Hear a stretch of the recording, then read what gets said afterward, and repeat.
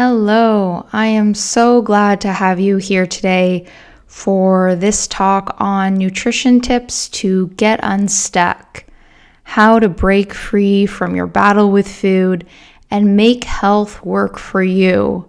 My name is Andrea Zimmering and I am a certified holistic nutritionist at Parallel Wellness. Do you feel stuck? Has your nutrition, your health, your overall well-being, has it been just feeling difficult to get where you're wanting to go? Do you feel like you're repeating behaviors that keep you feeling stuck? Well, it is time to break free. So you might be asking, well, how can I do that? And today's talk, I'm going to highlight 3 key steps you can take to help you break free. So the first one is to assess your eating habits. And what does this really mean? Well, when we're assessing our eating habits, we're looking at when are you actually eating food during the day? Are you an all or nothing eater? And what is really behind your eating habits? The next thing to look at is it time to rewrite the rules that aren't working? So what are your food rules? And sometimes these are conscious, you're aware of them every day, and sometimes they're unconscious. You don't even know that they are in your mind day to day when you're going to eat. And then looking at, are these food rules really working for you? And here we're starting to kind of peel back the layers and find out, how has diet culture impacted your beliefs about food? And last but not least, making food your friend. And so here we start to ask, how can food become your friend? For many of us, food feels often like our enemy. What are the missing pieces to your nutrition puzzle? And how can you start to listen and honor your body so that you can take care of your unique self? And that word unique is very important whenever it comes to nutrition. So, is this you? Are you facing any of the following? Do you find it difficult to nourish your body consistently? Are you always feeling like you are screwing up your nutrition? Are you worried about the foods that you eat or feel like you aren't doing good enough? Are you always starting fresh on Monday? Struggling with binge eating and restrictive cycles? Not sure what your body wants, maybe always questioning yourself? Do you spend a lot of mental energy consumed with what you should be eating? Maybe you feel lots of guilt around food. Maybe you have trouble truly enjoying food and you struggle with balance. Maybe you've tried so many different diets and ways of eating, but you always find yourself back to where you started. Ultimately, you just want what is best for you, but you can't figure out how to get there. Well, stick around if you want to be able to learn tools for being able to listen and honor your body so you can spend less time worried about food and more time living your life fully. Grab a pen, take out a piece of paper, and be sure to write down anything that resonates with you throughout this presentation. First and foremost, I want to take a second to introduce myself. As I mentioned, my name is Andrea Zimmering, and I am a certified holistic nutritionist since 2016. I'm also a trained meditation teacher and currently studying in my Master's of Counseling Psychology. It's great to meet you. A little bit about the work that I do. So my work is fueled by personal experience. I struggled with my relationship with food as an adolescent and young adult. And for many years, food preoccupied my life. It was something I struggled with more than I enjoyed. And when I went on to learn about nutrition, I discovered that even with all the knowledge in the world about food, if you don't address your emotional connection to food and your body, it is really difficult to implement the information you know sustainably. I find this with many of the clients that I work with. They may know everything about nutrition, but that doesn't mean that they are necessarily able to put that into place if they haven't looked at the emotional connection to food. So, since completing my nutrition and education, diet culture has exploded. You may have noticed this in your own world, the prevalence of diet culture, and really started to ask myself important questions like, how is this impacting us? What are our beliefs about food? While our access to nutrition information is widely available and growing, all you have to do is Google, what is the best diet? What is actually causing us to continue to struggle? So in my work, I help my clients answer these questions. We look at questions like, how can we make health work for you? And how can you feel empowered in your body and with your food decisions? So let me ask you, how can you make health work for you? Today, let's dive into the 3 steps. First and foremost, like I mentioned, assessing your eating habits. Do any of these describe you when it comes to your eating habits? Do you tend to skip meals? Maybe you eat the majority of food at night before bed. Do you reach for high sugar caffeine midday when you're starting to feel a little bit tired and then even slump more afterward? Do you make last minute food decisions due to lack of food availability? Do you have a tendency to eat food or meals rapidly? Before you know it, the plate is empty. Are you a habitual eater? Do you eat regardless of your hunger or fullness cues? So, if you answered yes to any of the following, there might be a few reasons for that. So there's different factors that influence our eating habits. One of these is the time that we have available during the day. So if you have a busy schedule, you might not actually find time in your day to eat. Access to food. So if you work somewhere where there isn't access to food, you may notice yourself kind of struggling to find food that you want to be eating. Maybe learned responses to eating. This can include, what is everyone else doing? How are they eating? And then modifying your behavior to match those. Beliefs about what eating habits should be. Here's where diet culture really comes in. What were you told about food growing up? What were you told about food now? What have you been told? And how is that influencing what your eating habits are? And your emotions, are you feeling highly emotional at certain times in the day? And does that influence when and what and how you eat? So, starting to address these habits, here are some of my top tips to look at and to start to implement. First and foremost, set yourself up for success, also known as prepare for hunger. Do you assume you can go the day without eating and put off food? The reality is hunger is inevitable. You're best to start to prepare for the inevitable. It's going to come. A big thing that I see in my practice is nighttime eating. And often nighttime eating really is simply because you haven't eaten enough or anything during the day. So start to actually prepare for hunger. Set yourself up for success. Making time for food. We just talked about busy schedules. But can you start to try to consciously eat your meals and notice how this helps you? Actually setting aside time to really be with the meals that you have prepared or purchased. A little bit of a hint for those who struggle with digestive upset. When you're eating in a stressed state, your digestion actually shuts down. Digestion is not imperative when you're stressed out.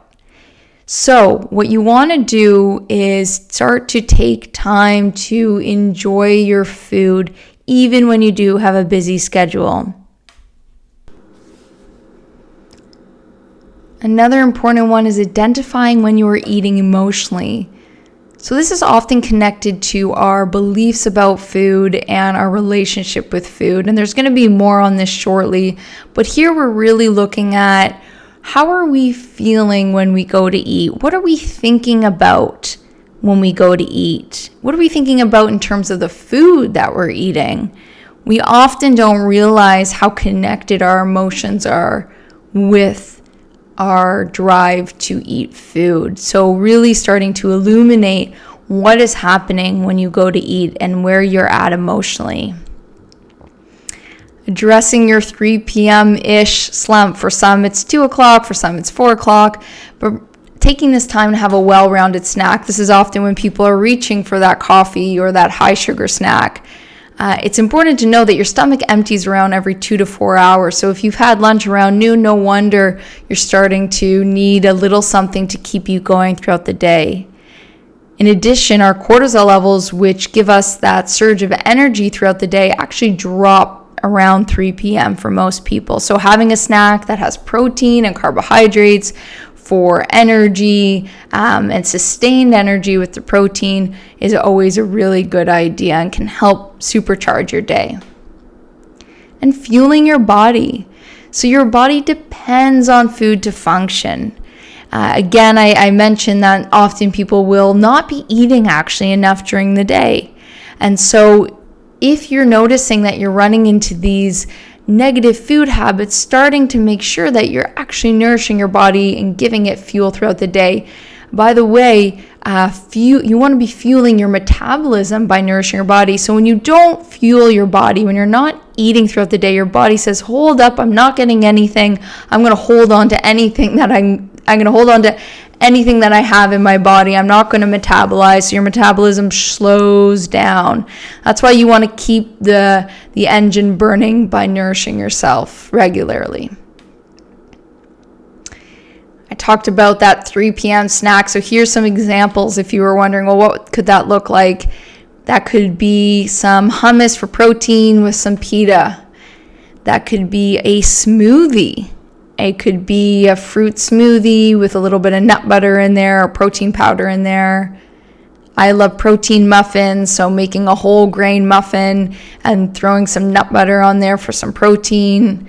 Or an energy bar if you don't have time to bake or make something that has a good amount of protein, good carbohydrates, and it'll keep you going. Really, really important is to eat food that you enjoy. So if you don't, you're going to keep on looking to satisfy your cravings elsewhere. One of those common traps that happens is folks who are not actually eating food that they want to eat, also known as listening to their body. And as a result, they eat a food, they're left feeling like that didn't really satisfy my cravings. I'm going to go look elsewhere. So I say go straight for what you're desiring. And this brings us to number 2, rewrite the rules that aren't working. Is your food rules based in reality? So diet culture has a way of creating unnecessary fear by cherry-picking information and making blanket statements. Really, diet culture may have been misleading you. So let's bust one of the most vilified macronutrients right now. Before we do that, a little bit of a note for those who are not as familiar. Our macronutrients are what make up the bulk of our nutrition, our diet. So our macronutrients make up the nutrients you ingest every time you eat. So in this way, when you eat a macronutrient, you provide your cells with the building materials and energy that's necessary to sustain you. You may have heard of our 3 macronutrients. They're carbohydrates, fats, and proteins. So if you had to guess which one am I going to bust today, that's going to be carbohydrates, of course. So first and foremost, counter to popular belief, carbohydrates are more than just bread and pasta. You'll often hear people say, I'm cutting out carbs. And they're just talking about bread and pasta. Well, if they were really cutting out carbs, they'd be cutting out fruits, they'd be cutting out vegetables, and yes, they'd also be cutting out grain-based foods. So carbohydrates are also in, as I mentioned, they're in grains, they're in dairy products, they're in fruits, legumes, starchy vegetables like potatoes, non-starchy vegetables like carrots. So carbohydrates are abundant in the food that we eat. And carbohydrates are a major fuel source for all the cells in our body. And certain cells, like the cells of our central nervous system and red blood cells, rely solely on carbohydrates for energy. So you can imagine if you were to cut out carbohydrates entirely, you'd be missing out on a whole lot of energy, right? Our body needs and wants carbohydrates. Of course, there's a discussion about which carbohydrates are going to fuel us more, but when we blanket statement carbs are bad, we're really misleading folks in terms of believing that they should avoid all carbs. Or there's a whole bulk of information missing that, hey, vegetables are carbohydrates. So being careful not to vilify foods where it really is unnecessary. We also get a host of micronutrients from our carbohydrates, our B vitamins, minerals. So we want to be incorporating all different foods to get all our nourishment. And of course, carbohydrates are a source of fiber. Fiber plays an important role in giving plant structure and protection and play an important role in human nutrition. So essentially, when we consume foods with fiber, we are doing our body a service. One, fiber is really important for maintaining digestive and bowel health. So it supports elimination and as well as the fermentation. So you may have heard about the gut microbiota, our gut microbiome. We want to encourage positive gut microbiota. So eating fiber helps that. It also can bulk the stool and keep the digestive tract muscles toned and strong, so creating regular bowel movements. Our fiber-rich foods also stabilize blood sugar. So when we eat a fiber-rich food, it can slow digestion and it helps absorb with the absorption of glucose. So when we're talking about those fiber-rich foods, we're talking about our plants, our plant foods, so our vegetables, our fruits. We're also talking about grains that are whole grains, so they haven't been overly processed and removed of their fiber. So our whole grains is really where we're going to get a lot of that. And so if you were to cut out all your carbohydrates, you may notice that you're having digestive issues. And there's more where that came from. So that's a big part of working together. Together we start to discover, how does food actually feel in your body? How are certain food rules helping or hindering you? Where has diet culture misled you? And how can you incorporate nutrition information and make food lip smacking delicious? Make food lip smacking delicious. Also known as not just eating carrots and hummus. I know carrots and hummus can be delicious, but over time that can get a little bit boring. So food can look and taste and be amazing. All of these dishes are full of flavor, full of nutrition. There's no deprivation. We can have pasta with tofu, brown rice stir fry with chicken. We can have these delicious grain bowls with avocado and yams and wraps. All these foods really play a part in satisfying our emotional need for delicious food and our body's physical need for nutrients. So it's time to be a rule breaker. What food rules do you currently have, and are they working for you? For example, were you told to count your calories, not eat carbs, skip breakfast, not eat past 6 p.m., eat meat, not eat meat? Maybe you want to pause this video now and take a moment to write down what your current food rules are and write down whether they are working for you or not. Good indicator they're not working for you is if you're hungry all day, if you're thinking about food all day. Are you constantly feeling tired, sluggish, moody? Is all you want the forbidden fruit?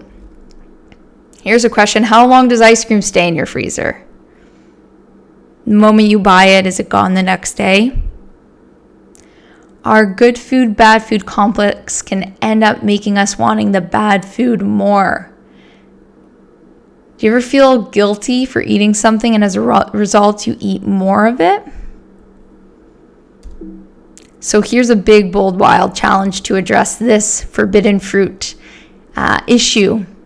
For the next 3 days, you are a blank slate. without any rules. What happens? Get curious. Your adventure starts now. See how it feels to let go of the rules and let your body tell you how you feel. So what this might mean, it might mean that you're ignoring social media because there's a whole host of nutrition information on there. Maybe you're ignoring comments that are made by others about food. Being aware and challenging automatic thoughts over the next 3 days as they come up. And ditching food labels, so not spending time looking at food labels. See how the food feels in your body. So I'm going to challenge you for the next 3 days to do this. And as I said, last but not least, make food your friend. What is a new lens you can see your health through? Society has taught us to focus on weight loss as our ultimate goal for health. Can we challenge that? There's an increasing understanding that weight is not directly correlated to health. So can we aim to eat and move in a way that supports our body and spend less time concerned with the number on the scale? This takes consistent effort and practice. Again, an opportunity to write it down. So what messages are you saying to yourself every day? What do you say to yourself when you go to eat? What would honoring and respecting your body look like? What would it be like to feel grateful for food? And by starting to write these things down, we can start to address our emotional connection to food, when and how it crops up. And we can start to rewrite some of these messages that we're saying to ourselves. A new perspective. Rather than focusing on what you want to remove, can you focus on what you want to add? We do a lot better when we think about what we want to eat more of in our life instead of less. In general, we do better when we think about what we want more of rather than what we want less of. Are there certain foods you know you want to add more of? Maybe you write those down as well. Are there certain self-care practices you want to do more of? Maybe they've been on your mind. Maybe you've said them to family members, partner, friends, colleagues. Write those down. As you start to deconstruct the rules you've built and start to add in what you want more of, there's an opportunity to honor your body. So this includes honoring your hunger, your fullness, your fatigue, your energy. It all connects. So starting to tune into, when are you hungry? Instead of putting off hunger, can you honor it? When am I full? Instead of filling myself up past fullness, can I honor it? When am I tired? Instead of pushing yourself harder, can you dial it back? When do I have energy? Can I capitalize on this? Can I not feel guilty for taking time for myself to really use my energy, get outdoors? Whatever it looks like for you. So you are well on your way, and I am so excited for you. If you want additional support, I'm here for you. This looks like one-to-one consultations. It's individualized support, personalized recommendations, and accountability. And to book this, you can go to the Parallel Wellness website that's listed here on this slide. You can also call the numbers listed there, and you can email to set up an appointment with myself. You can also follow Parallel Wellness on Instagram and stay up to date with the information and tools that we're giving there and anything that's happening with the practice. Thank you for being here. Thank you for engaging. Thank you for taking on the challenges that I've set forth today. And I hope to hear from you and work with you. And I look forward to being in contact.